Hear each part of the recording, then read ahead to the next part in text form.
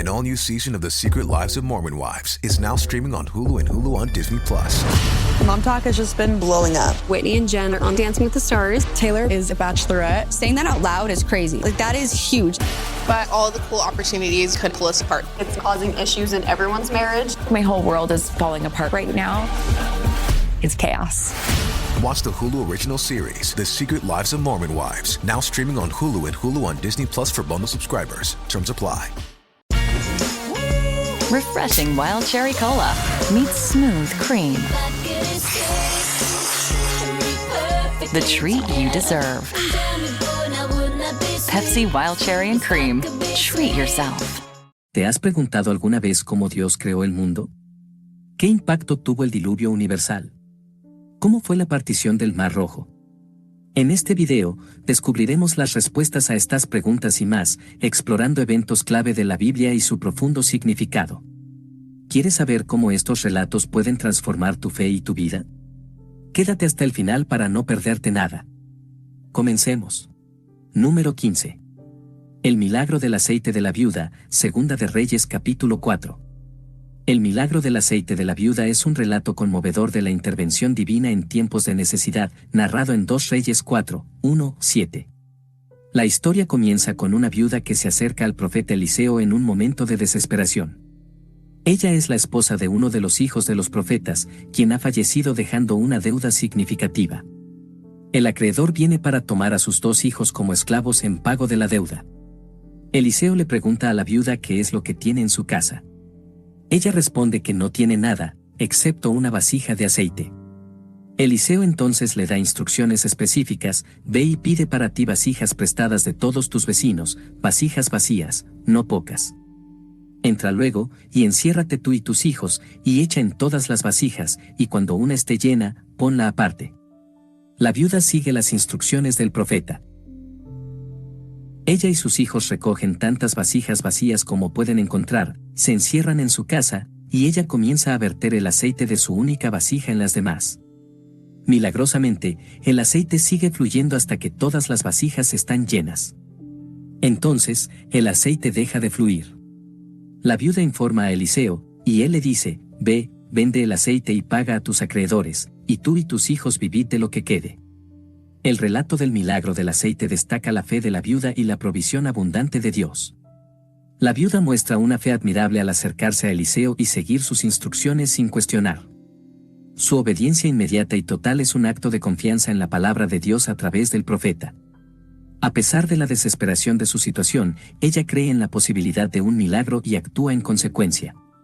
La provisión de Dios en esta historia es un testimonio de su cuidado y compasión por aquellos que confían en Él. El milagro no solo satisface la necesidad inmediata de la viuda de pagar su deuda y salvar a sus hijos, sino que también proporciona un sustento continuo para ella y su familia.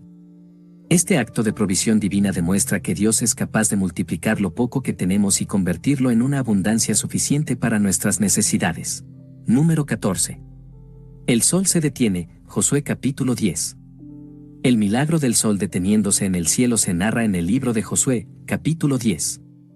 Durante la conquista de Canaán, los israelitas, liderados por Josué, entran en una alianza con los gabaonitas. Esta alianza provoca la ira de 5 reyes amorreos que unen fuerzas para atacar a Gabaón. Los gabaonitas envían un mensaje urgente a Josué, pidiendo ayuda. Josué, siguiendo la dirección de Dios, marcha toda la noche desde Gilgal y ataca a los ejércitos amorreos por sorpresa. Durante la batalla, Dios confunde a los enemigos y los israelitas obtienen una gran ventaja. Sin embargo, al darse cuenta de que necesitarían más tiempo para asegurar una victoria completa, Josué ora a Dios en presencia de Israel, diciendo: Sol, detente en Gabaón, y tú, luna, en el valle de Ajalón. El relato bíblico dice que el sol se detuvo y la luna se quedó en su lugar hasta que Israel venció a sus enemigos. La Escritura afirma que no hubo día como aquel, ni antes ni después de él, en que Jehová atendiese a la voz de un hombre, porque Jehová peleaba por Israel. Josué 10:14. El milagro del sol deteniéndose tuvo un impacto decisivo en la victoria de Israel sobre los ejércitos amorreos. Este fenómeno extraordinario permitió a los israelitas continuar la batalla sin la interrupción de la noche, asegurando una victoria completa sobre sus enemigos. La extensión del día proporcionó a los israelitas el tiempo necesario para perseguir y derrotar completamente a las fuerzas enemigas, impidiendo su reagrupamiento y fortalecimiento. Este evento no solo garantizó una victoria militar crucial, sino que también tuvo un impacto psicológico significativo. La demostración del poder de Dios a través de este milagro infundió valor y confianza en los israelitas, reafirmando la promesa divina de apoyo y protección en su misión de conquistar la tierra prometida. Al mismo tiempo, el evento sirvió para aterrorizar y desmoralizar a los enemigos de Israel, quienes vieron en esto una clara señal de la intervención divina en favor de los israelitas. Número 13.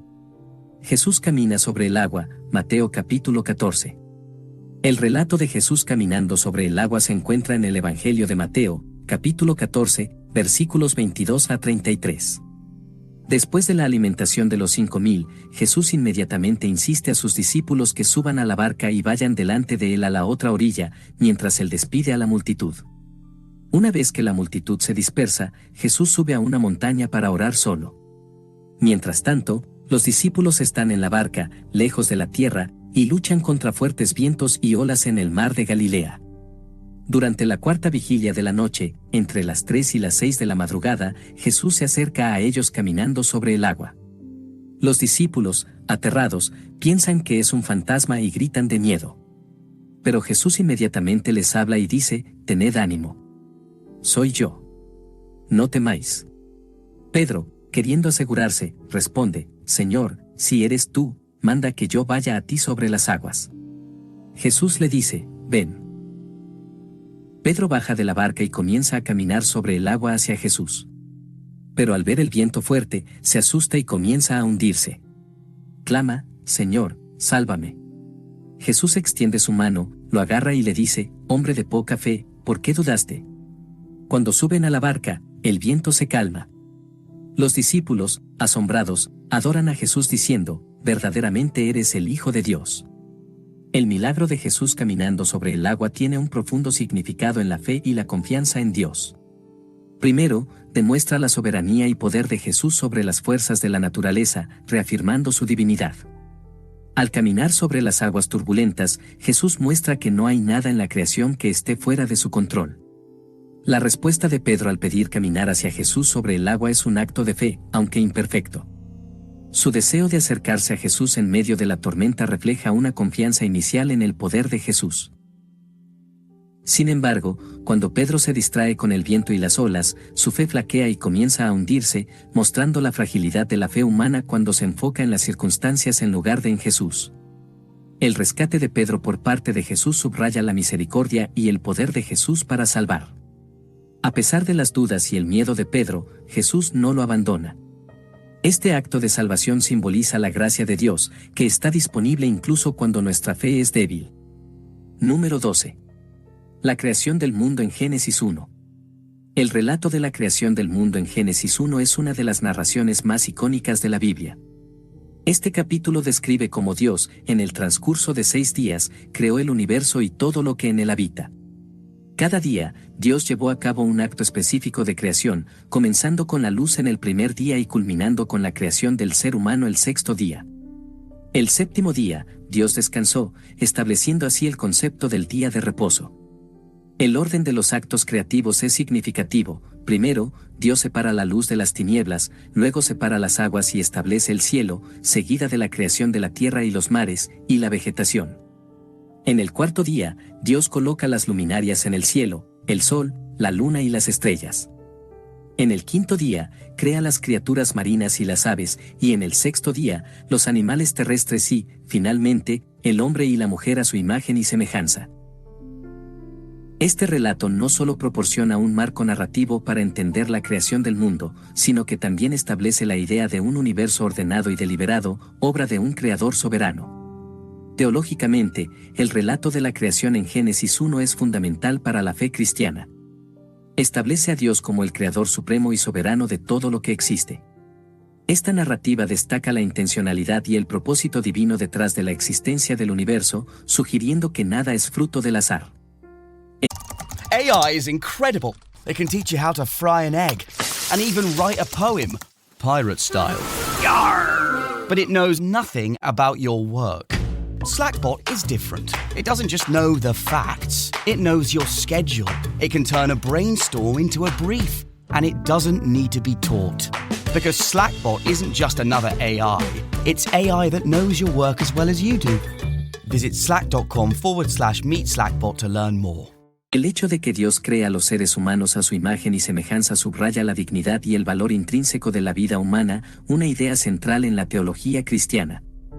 Además, este pasaje refuerza la creencia en un Dios omnipotente que no solo crea, sino que también ordena y sustenta la creación. La estructura de los 6 días de trabajo y el 7º día de descanso establece un modelo para la vida humana, reflejado en la observancia del Sabbat, un tiempo dedicado a la reflexión y adoración de Dios. Este esquema semanal ha influenciado profundamente la cultura y la práctica religiosa, proporcionando un ritmo sagrado para la vida cotidiana. La narración de la creación del mundo es una poderosa demostración de la omnipotencia de Dios. Al hablar, Dios trae todo a la existencia ex nihilo, de la nada, una hazaña que resalta su poder absoluto y su autoridad sobre toda la creación. Cada acto creativo refleja no solo la capacidad de Dios para crear, sino también su sabiduría y amor al dotar a la creación de belleza, orden y propósito. Esta omnipotencia divina es un tema recurrente en la Biblia y en la teología cristiana.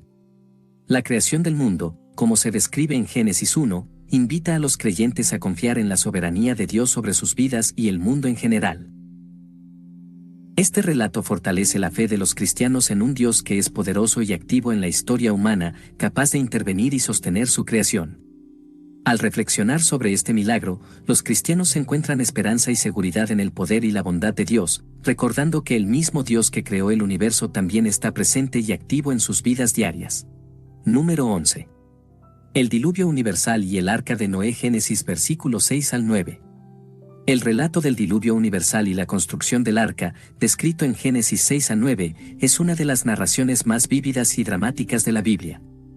La historia comienza con la observación de Dios sobre la corrupción y maldad que se había esparcido por toda la tierra. Vio que la maldad del hombre era grande y que todo pensamiento de su corazón era continuamente malo. Dios, lleno de dolor por la depravación humana, decide poner fin a toda carne sobre la tierra mediante un gran diluvio. En medio de esta oscuridad, Noé encuentra gracia ante los ojos de Dios. Noé es descrito como un hombre justo y perfecto en sus generaciones, y Dios le revela su plan de enviar un diluvio para destruir toda vida, excepto a aquellos que serían preservados en un arca que Noé debía construir. Siguiendo instrucciones divinas precisas, Noé construye un arca de madera de gofer, de proporciones masivas, para albergar a su familia y a parejas de cada especie animal. El diluvio dura 40 días y 40 noches, cubriendo toda la tierra y eliminando toda forma de vida que no se encontraba dentro del arca. Tras varios meses, las aguas comienzan a retroceder, y finalmente, el arca descansa sobre el monte Ararat. Noé y su familia permanecen en el arca hasta que la tierra se seca y reciben la orden de Dios de salir y repoblar la tierra. Después del diluvio, Dios establece un pacto con Noé y con toda la creación. Este pacto, conocido como el pacto noético, es un compromiso de Dios de no volver a destruir la tierra con un diluvio. Como señal de este pacto, Dios coloca el arco iris en las nubes. Cada vez que aparece el arco iris, es un recordatorio de la promesa divina de misericordia y fidelidad. El pacto con Noé es significativo porque establece un nuevo comienzo para la humanidad y el mundo. Marca un punto de inflexión en la historia de la relación entre Dios y la humanidad, subrayando el deseo de Dios de preservar y restaurar la creación a pesar de la corrupción humana. Este pacto también incluye mandamientos a Noé y sus descendientes, tales como el mandato de ser fructíferos y multiplicarse, así como el establecimiento de la santidad de la vida humana. La historia del diluvio y el arca de Noé ofrece profundas lecciones sobre la justicia y misericordia divina. La justicia de Dios se manifiesta en su decisión de juzgar la maldad y corrupción del mundo mediante el diluvio. Este acto de juicio subraya la santidad de Dios y su intolerancia hacia el pecado, demostrando que la maldad no puede ser ignorada o permitida indefinidamente. Simultáneamente, la misericordia de Dios se revela en su provisión de un medio de salvación a través del arca. Noé, un hombre justo, recibe la instrucción de construir el arca, y a través de su obediencia, se convierte en el instrumento de la salvación de su familia y de las especies animales. La narrativa muestra que, incluso en medio del juicio, Dios proporciona un camino para la redención y la vida. Esta dualidad de justicia y misericordia es central en la teología cristiana. Refleja la naturaleza de Dios como justo juez que no puede tolerar el pecado, pero también como amoroso redentor que ofrece salvación a aquellos que se vuelven a Él. La historia del diluvio y el arca de Noé, por lo tanto, no solo es una narración de juicio, sino también una historia de esperanza y renovación, recordando a los creyentes que, aunque la justicia de Dios es firme, su misericordia es inmensa y su amor, eterno. Número 10. La partición del Mar Rojo. Éxodo capítulo 14. La historia de la partición del Mar Rojo es un momento crucial en el relato bíblico de la liberación de los israelitas de la esclavitud en Egipto. Este episodio se sitúa en el contexto de la opresión del pueblo de Israel bajo el yugo del faraón egipcio. Dios llama a Moisés para que sea el líder que guíe a los israelitas hacia la libertad. Después de una serie de plagas devastadoras que Dios envía sobre Egipto, el faraón finalmente accede a dejar ir al pueblo de Israel. Sin embargo, pronto se arrepiente de su decisión y envía a su ejército para perseguir a los israelitas. Los israelitas, liderados por Moisés, se encuentran atrapados entre el Mar Rojo y el ejército egipcio, sin ninguna vía de escape aparente. En este momento de desesperación, Dios instruye a Moisés a levantar su vara y extender su mano sobre el mar para dividir las aguas. Cuando Moisés obedece, las aguas del Mar Rojo se parten, creando un camino seco por el cual los israelitas pueden cruzar. El ejército egipcio sigue a los israelitas a través del camino en el mar, pero una vez que el pueblo de Israel ha cruzado a salvo, Dios ordena a Moisés que vuelva a extender su mano sobre el mar, haciendo que las aguas regresen y cubran a los egipcios, destruyendo su ejército y asegurando la liberación de su pueblo. El milagro de la partición del Mar Rojo es uno de los eventos más espectaculares y poderosos registrados en la Biblia. La descripción del mar dividiéndose y formando paredes de agua a cada lado, permitiendo que los israelitas crucen en seco, es una demostración asombrosa del poder y la soberanía de Dios. Este milagro no solo salva a los israelitas de una muerte segura, sino que también sirve como un testimonio visible y tangible de la intervención divina en favor de su pueblo. El impacto de este milagro en los israelitas es profundo y multifacético. En primer lugar, refuerza la fe del pueblo en Dios y en Moisés como su líder designado. La experiencia de cruzar el mar y ver la destrucción del ejército egipcio fortalece la confianza de los israelitas en la capacidad de Dios para proteger y guiar a su pueblo. En segundo lugar, este evento se convierte en un punto de referencia central en la identidad y memoria colectiva de Israel. A lo largo de las generaciones, los israelitas recuerdan y celebran la partición del Mar Rojo como una muestra definitiva de la fidelidad y el poder de Dios. La partición del Mar Rojo es un símbolo poderoso de liberación y salvación en la teología bíblica. Este evento no solo marca la liberación física de los israelitas de la esclavitud en Egipto, sino que también representa una liberación espiritual y un nuevo comienzo como pueblo elegido por Dios. La intervención milagrosa de Dios en un momento de desesperación absoluta destaca su papel como redentor y protector. En un sentido más amplio, la historia de la partición del Mar Rojo resuena con el tema de la salvación que atraviesa toda la Biblia. Así como Dios liberó a los israelitas del poder opresor del faraón, la teología cristiana ve en este evento un preludio de la liberación espiritual que se realiza plenamente en la persona y obra de Jesucristo. La liberación de Egipto es vista como una sombra de la redención más grande que se encuentra en Cristo, quien libera a la humanidad del pecado y la muerte. Reflexionar sobre la partición del Mar Rojo invita a los creyentes a confiar en la capacidad de Dios para intervenir en situaciones aparentemente imposibles y a recordar que, aunque enfrenten obstáculos insuperables, Dios puede abrir caminos hacia la salvación y la libertad. Este milagro, por lo tanto, no solo es una historia de liberación histórica, sino también una fuente continua de esperanza y fe para todos los que creen en el poder salvador de Dios. Número 9. El maná en el desierto. Éxodo capítulo 16. La historia del maná en el desierto es un notable ejemplo de la provisión divina para el pueblo de Israel durante su travesía por el desierto tras la salida de Egipto. Después de salir de la opresión egipcia y cruzar el Mar Rojo, los israelitas se encuentran en el desierto de Sin, enfrentando la dura realidad de la escasez de alimentos. La comunidad comienza a murmurar contra Moisés y a Aarón, expresando su descontento y nostalgia por las ollas de carne y el pan a saciedad que tenían en Egipto. En respuesta a las quejas del pueblo, Dios promete proveerles alimento. Por la mañana, Dios envía una sustancia como escarcha en el suelo, la cual los israelitas llaman maná. Este maná, descrito como un grano fino como la escarcha sobre la tierra, aparece cada mañana, excepto en el séptimo día, el día de reposo.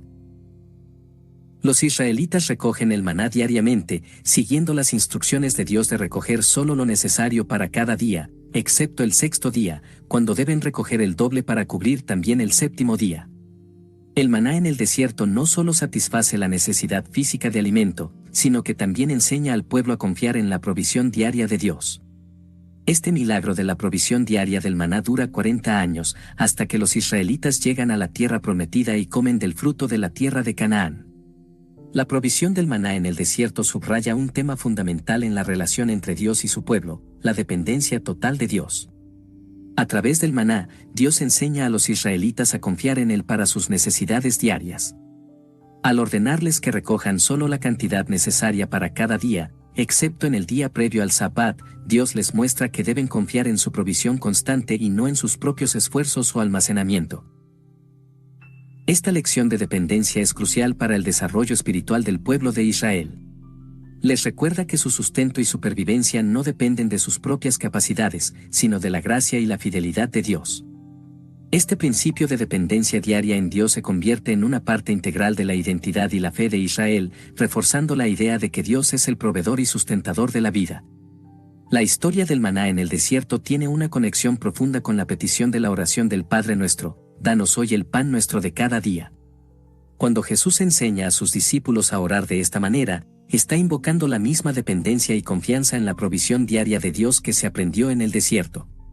La petición del pan nuestro de cada día es un reconocimiento de que todas nuestras necesidades son satisfechas por Dios, y es una invitación a vivir en una relación de confianza continua con Él.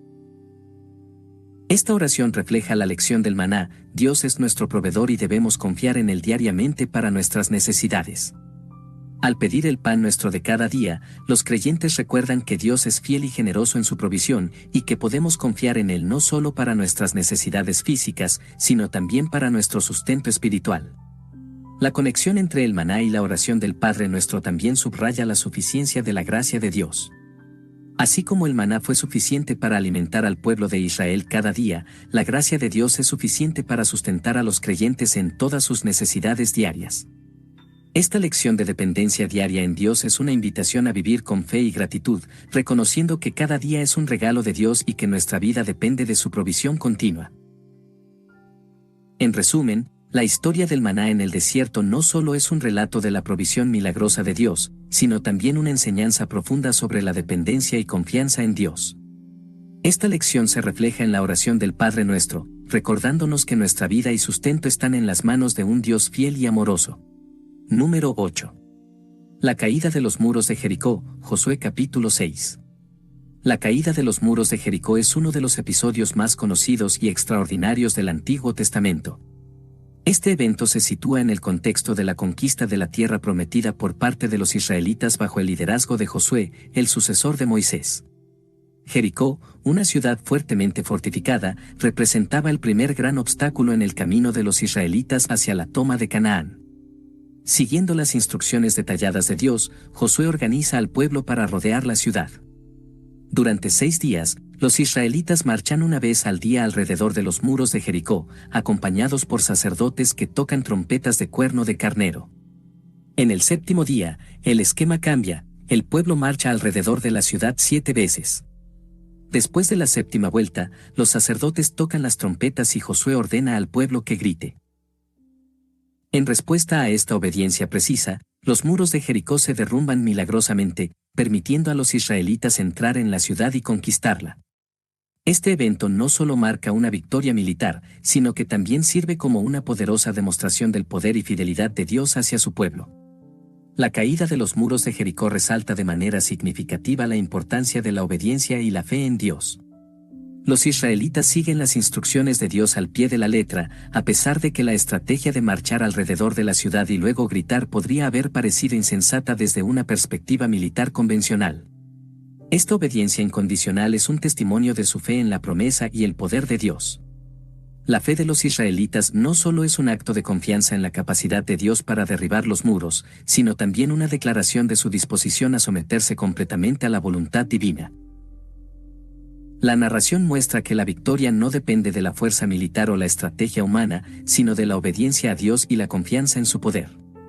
Este episodio enseña que, cuando el pueblo de Dios sigue sus mandamientos y confía en su guía, pueden experimentar su intervención poderosa y milagrosa. La caída de los muros de Jericó es un ejemplo claro de la intervención divina en la historia humana. Este evento demuestra que Dios está activamente involucrado en los asuntos de su pueblo y que su poder puede manifestarse de maneras sorprendentes e inesperadas. La destrucción de los muros de Jericó no solo asegura la victoria para los israelitas, sino que también sirve como un recordatorio de que Dios es soberano sobre todas las cosas, incluidas las fortificaciones humanas y las barreras aparentemente insuperables. Este relato invita a reflexionar sobre cómo Dios puede intervenir en nuestras propias vidas y circunstancias. Nos recuerda que, aunque enfrentemos desafíos que parecen insuperables, la fe y la obediencia a Dios pueden abrir camino a su intervención poderosa. La historia de Jericó es una invitación a confiar en el poder de Dios para derribar las barreras en nuestras vidas y a creer que, con su ayuda, podemos superar cualquier obstáculo. Además, este episodio subraya la idea de que la historia está bajo el control soberano de Dios. Los eventos que parecen accidentales o fortuitos desde una perspectiva humana pueden, en realidad, ser parte del plan divino. La caída de Jericó muestra que Dios tiene un propósito y un plan para su pueblo, y que su intervención puede cambiar el curso de la historia de maneras dramáticas y liberadoras. En conclusión, la caída de los muros de Jericó es una poderosa lección de fe, obediencia y la intervención divina en la historia. Este evento destaca la importancia de confiar en Dios y seguir sus mandamientos, y nos recuerda que, cuando lo hacemos, podemos experimentar su poder y fidelidad de maneras transformadoras. La historia de Jericó es una afirmación de que, con Dios, todas las cosas son posibles, y que su intervención puede llevarnos a victorias más allá de nuestra imaginación. Número 7. La resurrección del hijo de la viuda por Elías, Primera de Reyes capítulo 17. La resurrección del hijo de la viuda de Sarepta por el profeta Elías es un milagro conmovedor y significativo registrado en 1 Reyes 17. Durante un tiempo de gran sequía y hambre, Dios envía a Elías a Sarepta, una ciudad fenicia, donde le ordena buscar refugio con una viuda. Al llegar, Elías encuentra a la viuda recolectando leña y le pide agua y un poco de pan. La viuda, en una muestra de hospitalidad y fe, le explica que solo tiene un puñado de harina y un poco de aceite, suficiente para preparar una última comida para ella y su hijo antes de morir de hambre. Elías le asegura que si hace lo que le pide, Dios no dejará que su harina y aceite se agoten hasta que la sequía termine.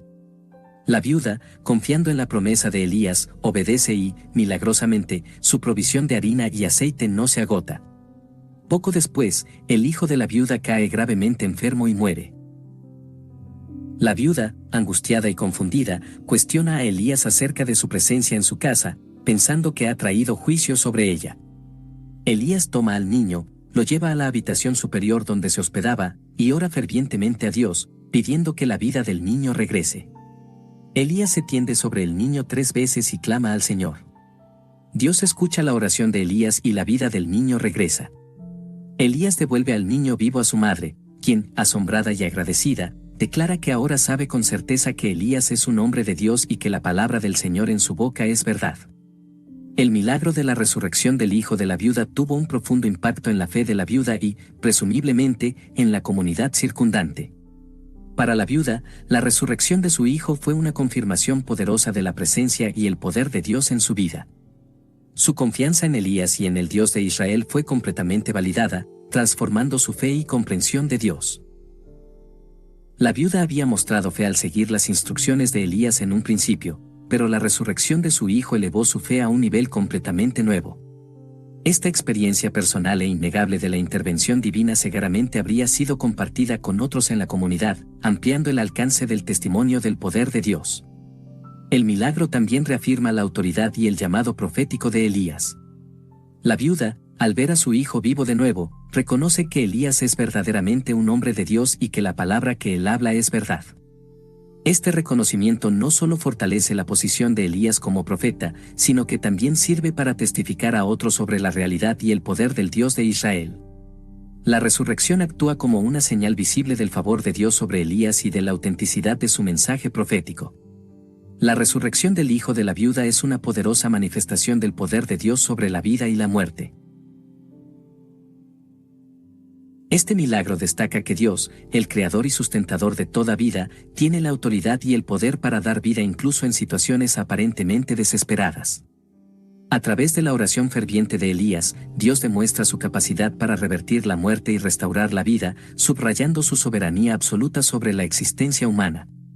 Este evento no solo proporciona consuelo y esperanza a la viuda, sino que también transmite un mensaje teológico más amplio sobre el carácter de Dios. En un tiempo de gran dificultad y sufrimiento, Dios muestra su compasión y cuidado personal por una viuda extranjera y su hijo. La intervención divina en esta situación revela que Dios no es indiferente al sufrimiento humano, sino que está profundamente involucrado y dispuesto a actuar con poder y misericordia. Además, la resurrección del hijo de la viuda prefigura el poder de resurrección que se manifiesta plenamente en la persona de Jesucristo en el Nuevo Testamento. Así como Elías, un profeta de Dios, fue un instrumento para traer vida de vuelta a un niño muerto, Jesús, el Hijo de Dios, resucita a los muertos y, finalmente, vence a la muerte misma a través de su propia resurrección. Este evento en 1 Reyes 17 sirve como un adelanto de la esperanza de la resurrección futura y de la promesa de vida eterna en Cristo. En resumen, la resurrección del hijo de la viuda por Elías es un milagro que muestra el poder de Dios sobre la muerte, fortalece la fe de aquellos que lo experimentan y proporciona una visión de la intervención divina en la historia humana. Este relato nos recuerda que, incluso en las circunstancias más oscuras, Dios es capaz de traer vida y esperanza, reafirmando su autoridad y amor infinitos. Número 6. La conversión del agua en vino, Juan capítulo 2 versículo del 1 al 11. El primer milagro registrado de Jesús, conocido como la conversión del agua en vino, tuvo lugar en una boda en Caná de Galilea. Este evento se narra en el Evangelio de Juan, capítulo 2, versículos 1 a 11. Jesús, su madre María y sus discípulos asistieron a la celebración nupcial. Durante la fiesta, se produjo una situación embarazosa, el vino se había agotado. En la cultura judía, esto sería una gran falta de hospitalidad y podría causar vergüenza a los anfitriones. María, consciente del problema, se acerca a Jesús y le informa que no tienen vino. Aunque Jesús inicialmente parece reacio, diciendo que su hora no ha llegado, María instruye a los sirvientes a hacer lo que Jesús les diga. Jesús ordena a los sirvientes que llenen 6 tinajas de piedra, utilizadas para la purificación ritual, con agua. Después, les dice que saquen un poco y lo lleven al maestro de ceremonias. Cuando éste prueba el contenido, se sorprende al descubrir que el agua se ha convertido en vino de excelente calidad, mucho mejor que el servido inicialmente. Este milagro no solo salva la reputación de los anfitriones, sino que también revela la gloria de Jesús, llevando a sus discípulos a creer en él. Este evento marca el inicio de su ministerio público y establece un precedente para los milagros que seguirán. El milagro de la conversión del agua en vino tiene un profundo significado simbólico. En primer lugar, el uso de tinajas de piedra para la purificación ritual judía simboliza la transformación de las antiguas prácticas religiosas. Jesús toma estos símbolos de la ley y la purificación y los llena con algo nuevo y mejor, el vino, que representa la alegría y la abundancia del reino de Dios. El agua, común y ordinaria, se transforma en vino, algo preciado y festivo. Este cambio refleja la capacidad de Jesús para transformar lo ordinario en extraordinario, lo mundano en sagrado. También anticipa la nueva alianza que Jesús establecerá, superando la antigua alianza basada en la ley con una nueva basada en la gracia y la verdad. Además, el vino es frecuentemente asociado en la Biblia con la bendición, la abundancia y la alegría. Al proporcionar vino en abundancia y de la mejor calidad, Jesús muestra que el reino de Dios es un reino de provisión generosa y alegría desbordante. El milagro de la conversión del agua en vino es un poderoso recordatorio de la provisión y la alegría que Dios ofrece a los creyentes. En un momento de necesidad y potencial vergüenza, Jesús interviene y provee abundantemente. Este acto demuestra que Dios está profundamente interesado en nuestras vidas cotidianas y está dispuesto a intervenir para nuestro bien y nuestra alegría. La historia también nos enseña sobre la calidad de las bendiciones que Dios ofrece. El vino que Jesús proporciona no solo es suficiente en cantidad, sino también de excelente calidad. Esto nos muestra que Dios no solo se preocupa por nuestras necesidades básicas, sino que también desea llenarnos de gozo y abundancia. La vida cristiana no es simplemente una existencia de supervivencia, sino una vida llena de la riqueza y plenitud que proviene de una relación con Dios. Además, el hecho de que este primer milagro ocurra en una boda, un evento de celebración y alegría, subraya la importancia de la comunidad y la celebración en la vida cristiana. Jesús, al comenzar su ministerio en una boda, destaca que la vida en el reino de Dios es una vida de relaciones significativas, comunidad y celebración. La fe cristiana no es solo una serie de doctrinas o prácticas, sino una invitación a participar en la vida abundante y gozosa que Dios nos ofrece. En resumen, la conversión del agua en vino en las bodas de Caná es un milagro que revela la gloria de Jesús, simboliza la transformación y la abundancia del reino de Dios, y nos invita a reflexionar sobre la provisión y la alegría que encontramos en nuestra vida cristiana. Este evento nos anima a confiar en la intervención de Dios en nuestras vidas y a celebrar la generosidad y el amor que Él nos ofrece a diario. Número 5. La alimentación de los 5,000. Mateo capítulo 14 versículos 13 al 21. La alimentación de los 5,000 es uno de los milagros más conocidos de Jesús y se encuentra registrado en el Evangelio de Mateo, capítulo 14, versículos 13 al 21.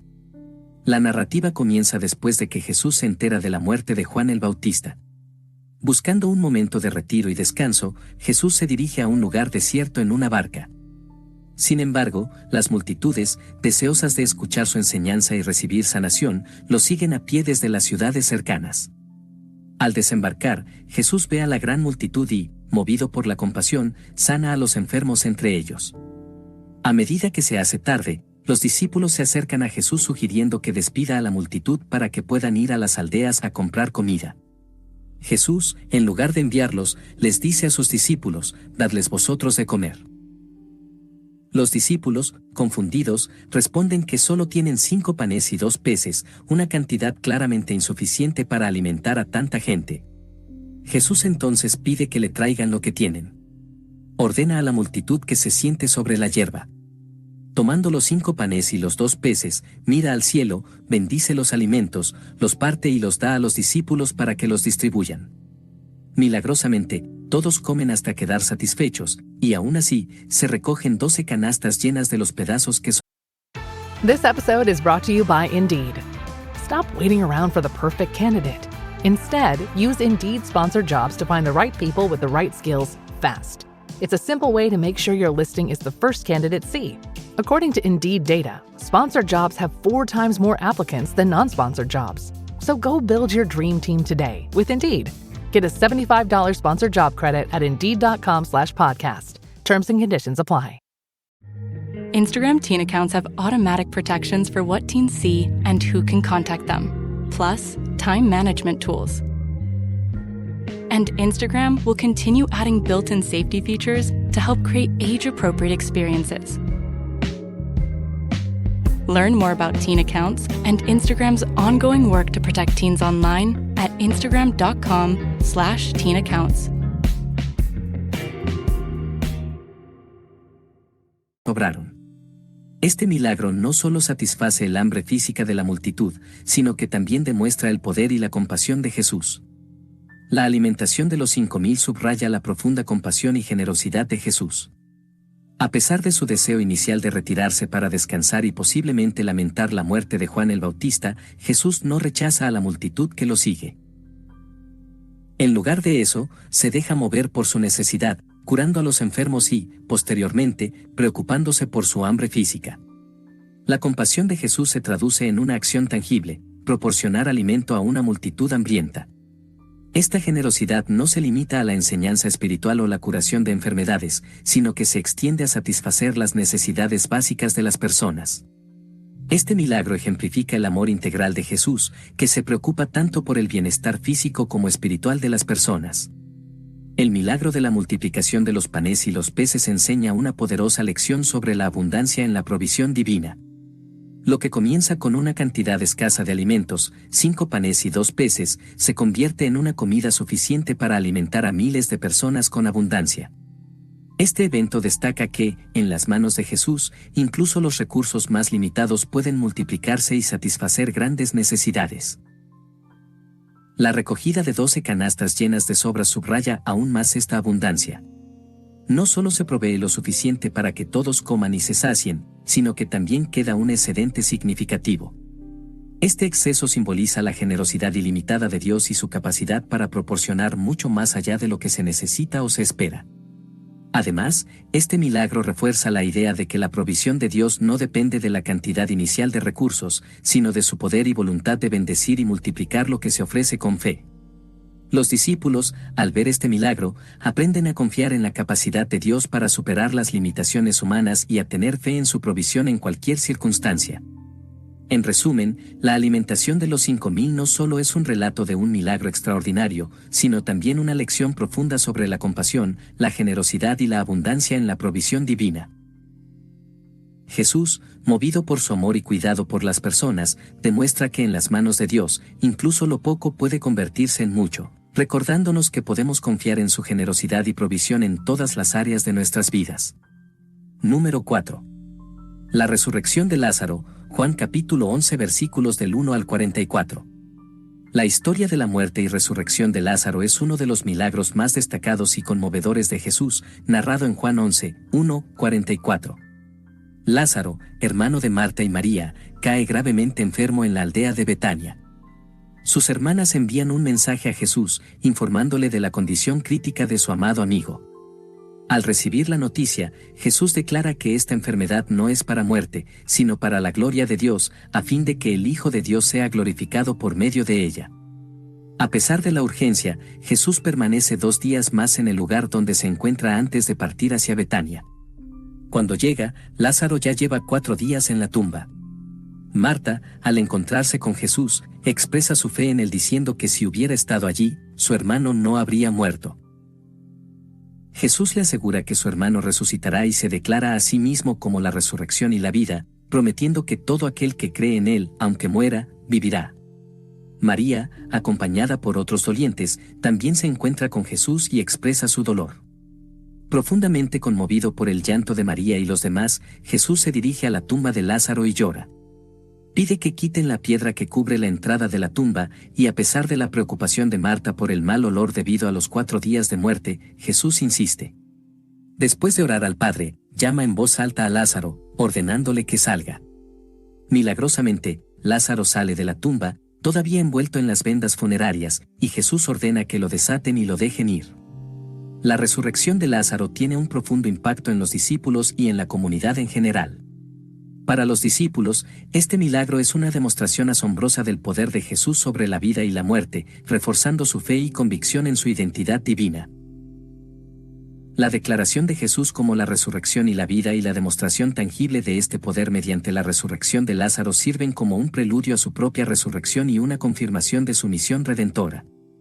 Para la comunidad de Betania y los judíos que habían venido a consolar a Marta y María, este milagro provoca asombro y una mezcla de reacciones. Muchos de los presentes creen en Jesús después de presenciar la resurrección de Lázaro, viendo en él la manifestación del poder de Dios. Sin embargo, otros informan a los fariseos, lo que intensifica la oposición y la decisión de los líderes religiosos de buscar la muerte de Jesús, preocupados por el impacto creciente de sus milagros y enseñanzas en el pueblo. La resurrección de Lázaro es un signo poderoso de la victoria sobre la muerte y una fuente de esperanza en la resurrección futura. Este milagro demuestra que Jesús tiene autoridad sobre la muerte, subrayando su identidad como el Hijo de Dios y prefigurando su propia resurrección. La declaración de Jesús a Marta, "Yo soy la resurrección y la vida", ofrece una promesa de vida eterna para todos los que creen en Él, incluso más allá de la muerte física. Esta narrativa proporciona consuelo y esperanza a los creyentes, afirmando que la muerte no es el final, sino una transición hacia la vida eterna en la presencia de Dios. La resurrección de Lázaro sirve como un testimonio del poder de Jesús para traer vida en medio de la muerte y para transformar situaciones de desesperación en oportunidades para la gloria de Dios. Además, la historia de Lázaro invita a reflexionar sobre la naturaleza del sufrimiento y la fe. Aunque Jesús retrasa su llegada, permitiendo que Lázaro muera, lo hace con un propósito más elevado, revelar la gloria de Dios y fortalecer la fe de los presentes. Este retraso y el eventual milagro enseñan que, incluso en momentos de aparente ausencia y sufrimiento, Dios tiene un plan y un propósito que trasciende nuestras circunstancias inmediatas. En conclusión, la resurrección de Lázaro es un milagro que resalta la autoridad de Jesús sobre la muerte, refuerza la fe de sus seguidores y ofrece una esperanza duradera en la resurrección y la vida eterna. Este evento no solo impacta a los testigos directos, sino que también sigue inspirando a los creyentes a confiar en el poder y la promesa de vida en Cristo. Número 3. La calma de la tormenta, Marcos capítulo 4 versículos del 35 al 41. El milagro de Jesús calmando la tormenta es un relato poderoso que se encuentra en Marcos capítulo 4 versículos del 35 al 41. Después de un día intenso de enseñanza, Jesús sugiere a sus discípulos cruzar al otro lado del mar de Galilea. Dejando a la multitud, los discípulos lo llevan en la barca y otras embarcaciones lo siguen. Mientras cruzan, Jesús, agotado por el día, se queda dormido en la popa sobre un cojín. De repente, se desata una feroz tormenta, con vientos violentos y olas que azotan la barca, llenándola de agua. Los discípulos, muchos de los cuales eran pescadores experimentados, se llenan de pánico ante la furia de la tormenta. Desesperados, despiertan a Jesús diciendo: «Maestro, ¿no te importa que perezcamos?». Jesús se levanta, reprende al viento y ordena al mar: «Silencio. Cálmate». Inmediatamente, el viento cesa y se produce una gran calma. Luego, Jesús se dirige a sus discípulos y les pregunta: «¿Por qué tienen tanto miedo? ¿Todavía no tienen fe?». Los discípulos, asombrados y llenos de temor reverente, se preguntan entre sí: ¿quién es este, que hasta el viento y el mar le obedecen? El milagro de calmar la tormenta es una demostración impresionante del poder de Jesús sobre la naturaleza. Este acto muestra que Jesús tiene autoridad suprema sobre las fuerzas naturales, reafirmando su identidad divina. En la tradición judía, el control sobre el mar y el clima era una prerrogativa exclusiva de Dios, quien había separado las aguas en la creación y abierto el mar Rojo para que los israelitas cruzaran. Al calmar la tormenta, Jesús se revela como el Hijo de Dios, con poder divino y soberanía sobre toda la creación. Este milagro no solo ilustra el poder de Jesús, sino que también comunica su capacidad para traer paz y calma en medio del caos. Las palabras «silencio, cálmate» reflejan su autoridad para transformar situaciones de pánico y desesperación en momentos de paz y tranquilidad. Este evento destaca que Jesús no es solo un maestro y sanador, sino también el Señor de toda la creación. Your favorite local grocery stores like Kroger, Ralph's, Fred Meyer, and more are now delivering on Uber Eats. Get 40% off your order of fresh, quality ingredients. Whether you just got home to an empty fridge or suddenly got a craving to whip up something new, you can get everything you need delivered in as little as 25 minutes. Get 40% off your order with code Kroger2026. Plus, members get $0 delivery fees. Order now on Uber Eats. Orders of $30 or more save up to $25. Ends 4/30/26. See app for details. Hattaday presents, in the red corner, the undisputed, undefeated Weed Whacker Guy. Champion of hurling grass and pollen everywhere. And in the blue corner, the challenger, extra strength Hattaday. Eye drops that work all day to prevent the release of histamines that cause itchy allergy eyes. And the winner by knockout is Hattaday. Hattaday, bring it on. Ryan Reynolds here from Mint Mobile with a message for everyone paying big wireless way too much. Please, for the love of everything good in this world, stop. With Mint, you can get premium wireless for just $15 a month. Of course, if you enjoy overpaying, no judgments, but that's weird. Okay, one judgment. Anyway, give it a try at mintmobile.com/switch. Upfront payment of $45 for 3-month plan, equivalent to $15 per month required. Intro rate first 3 months only, then full price plan options available. Taxes and fees extra. See full terms at mintmobile.com. Capaz de intervenir poderosamente en cualquier circunstancia. El relato de la calma de la tormenta ofrece profundas lecciones sobre la confianza en Dios en tiempos de dificultad. Los discípulos, enfrentados a una situación aterradora, se llenan de miedo y dudan de la preocupación de Jesús por su bienestar. Su reacción refleja una lucha común para muchos creyentes, la tentación de sucumbir al miedo y la desesperación cuando enfrentamos tempestades en nuestras vidas. La pregunta de Jesús, ¿por qué tienen tanto miedo? ¿Todavía no tienen fe?, es una llamada a la reflexión sobre nuestra propia fe y confianza en Dios. Este milagro nos desafía a examinar cómo respondemos en momentos de crisis y a recordar que, incluso cuando parece que Dios está dormido o ausente, su poder y presencia están siempre disponibles para nosotros. La calma que Jesús trae a la tormenta también simboliza la paz que Él puede ofrecer en nuestras propias vidas. En medio de nuestras pruebas y tribulaciones, Podemos encontrar consuelo y seguridad en la presencia de Jesús, sabiendo que Él tiene el poder para calmar nuestras tormentas personales. Este relato nos invita a confiar en su soberanía y amor y a recordar que no estamos solos en nuestras dificultades. En resumen, el milagro de la calma de la tormenta revela el poder y la autoridad de Jesús sobre la naturaleza, subrayando su identidad divina y su capacidad para traer paz en medio del caos. Este evento nos desafía a confiar en Dios en tiempos de dificultad, recordándonos que, aunque enfrentemos tempestades, podemos encontrar seguridad y tranquilidad en la presencia y el poder de Jesús. Número 2. La sanación del ciego de nacimiento, Juan capítulo 9. El relato de la sanación del ciego de nacimiento por Jesús se encuentra en Juan capítulo 9 y es uno de los milagros más conmovedores y significativos del Nuevo Testamento. Al pasar, Jesús ve a un hombre ciego de nacimiento. Sus discípulos le preguntan, Rabino, ¿quién pecó, este o sus padres, para que haya nacido ciego? Jesús responde que ni él ni sus padres pecaron, sino que esto ocurrió para que las obras de Dios se manifiesten en él. Jesús entonces escupe en el suelo, hace barro con la saliva y lo unta en los ojos del ciego. Le ordena al hombre que vaya a lavarse en el estanque de Siloé. El hombre obedece, se lava y regresa viendo. Este milagro causa un gran revuelo entre los vecinos y aquellos que conocían al hombre, quienes no podían creer que ahora pudiera ver. El hombre es llevado ante los fariseos, quienes se dividen sobre la identidad de Jesús y la naturaleza del milagro, ya que este ocurrió en el día de reposo. Los fariseos interrogan al hombre y a sus padres, buscando desacreditar a Jesús. El hombre sanado, sin embargo, mantiene su testimonio firme, diciendo, una cosa sé, que habiendo yo sido ciego, ahora veo. Finalmente, Jesús encuentra al hombre nuevamente y le pregunta, ¿crees tú en el Hijo de Dios? El hombre, al darse cuenta de la identidad de Jesús, responde, creo, Señor, y le adora. Este acto de fe culmina en una revelación más profunda de la divinidad de Jesús. La sanación del ciego de nacimiento no solo es un milagro físico, sino también una poderosa revelación de la divinidad de Jesús y la importancia de la fe.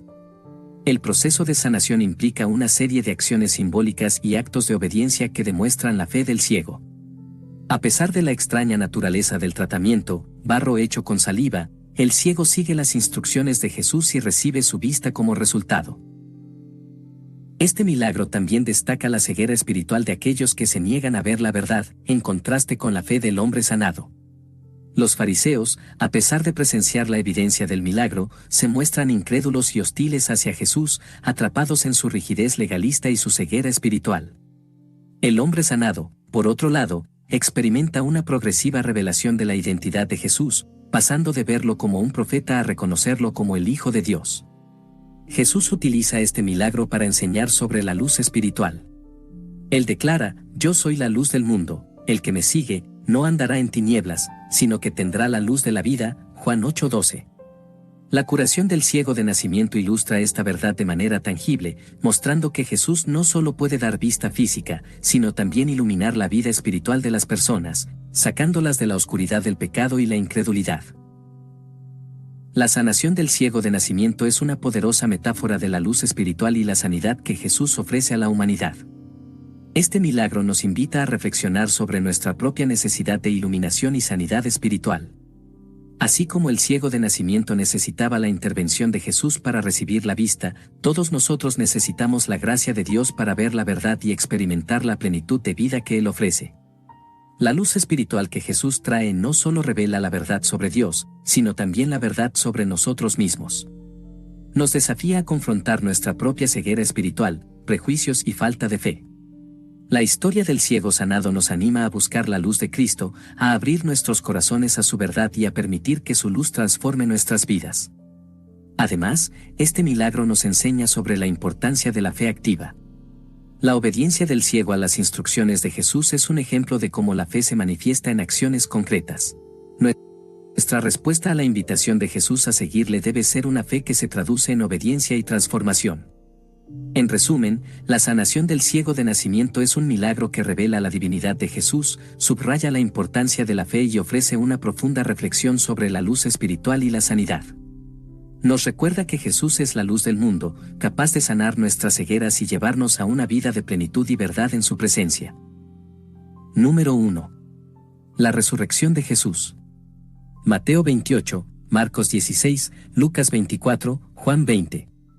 La resurrección de Jesús es el evento culminante de los evangelios y uno de los pilares fundamentales de la fe cristiana.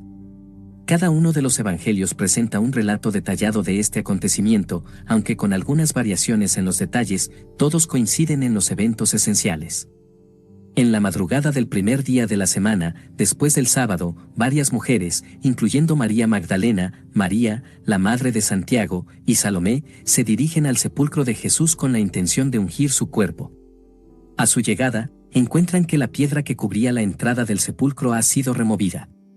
En Mateo, un ángel del Señor, cuya apariencia es como un relámpago, les dice que Jesús ha resucitado y las invita a ver el lugar donde yacía. En Marcos y Lucas, un joven vestido con una túnica blanca o dos hombres en vestiduras resplandecientes informan a las mujeres de la resurrección de Jesús. Las mujeres, atemorizadas y asombradas, corren a informar a los discípulos. Pedro y Juan, al enterarse, corren al sepulcro. Juan, llegando primero, ve las vendas de lino, y cuando Pedro entra, observa las vendas y el sudario que había estado sobre la cabeza de Jesús, doblado en un lugar aparte. Jesús se aparece primero a María Magdalena en el jardín cerca del sepulcro, quien inicialmente no lo reconoce. Al escuchar su nombre, María lo identifica y Jesús le pide que informe a los discípulos de su resurrección. Más tarde, Jesús se aparece a dos discípulos en el camino a Emaús, quienes lo reconocen al partir el pan. También se aparece a los 11 discípulos reunidos, mostrando sus manos y costado, y comiendo con ellos para demostrar que no es un fantasma. La resurrección de Jesús es el núcleo de la fe cristiana, ya que confirma la divinidad de Jesús y valida todas sus enseñanzas y promesas. Sin la resurrección, la crucifixión de Jesús sería vista simplemente como la muerte de un mártir, pero la resurrección transforma este evento en la victoria definitiva sobre el pecado y la muerte. Pablo, en 1 Corintios 15:17, declara: «Y si Cristo no resucitó, vuestra fe es vana, aún estáis en vuestros pecados». La resurrección también establece a Jesús como el Hijo de Dios con poder, ya que solo Dios tiene el poder de vencer la muerte. Este evento cumple las profecías del Antiguo Testamento y las propias predicciones de Jesús acerca de su muerte y resurrección. Además, la resurrección inaugura una nueva era del reino de Dios y la esperanza de la resurrección futura para todos los creyentes.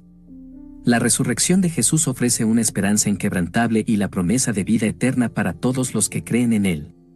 Este evento asegura a los creyentes que la muerte no es el fin, sino el comienzo de una vida nueva y eterna en la presencia de Dios.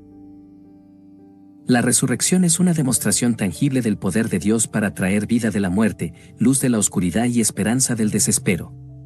La victoria de Jesús sobre la muerte también proporciona consuelo y fortaleza en tiempos de sufrimiento y pérdida. Los creyentes pueden enfrentar la muerte con confianza, sabiendo que Jesús ha preparado un lugar para ellos en el cielo y que un día serán resucitados para vivir eternamente con Él. Esta esperanza de la resurrección futura motiva a los cristianos a vivir vidas de fe, amor y servicio, anticipando el día en que estarán plenamente reunidos con su Salvador. Además, la resurrección de Jesús llama a los creyentes a una vida transformada aquí y ahora. La misma potencia que levantó a Jesús de los muertos está disponible para los creyentes a través del Espíritu Santo, empoderándolos para vivir de acuerdo con la voluntad de Dios y experimentar su presencia en sus vidas diarias. En resumen, la resurrección de Jesús es un evento central que confirma su divinidad, valida su mensaje y ofrece una esperanza eterna. Esta victoria sobre la muerte transforma la fe cristiana, asegurando a los creyentes que, en Cristo, tienen la promesa de vida eterna y la fortaleza para enfrentar cualquier circunstancia con confianza y esperanza. Greenlight helps kids learn about money by actually using it. It's a debit card and money app that teaches kids to earn, save, and spend in real life, not just swipe and hope for the best. Learning happens naturally, in the moment. Parents can set limits, see real-time spending, and guide better habits all in one place, without constant check-ins or cash runs. Don't wait. Try Greenlight risk-free today at greenlight.com/trygreenlight. Esperanza.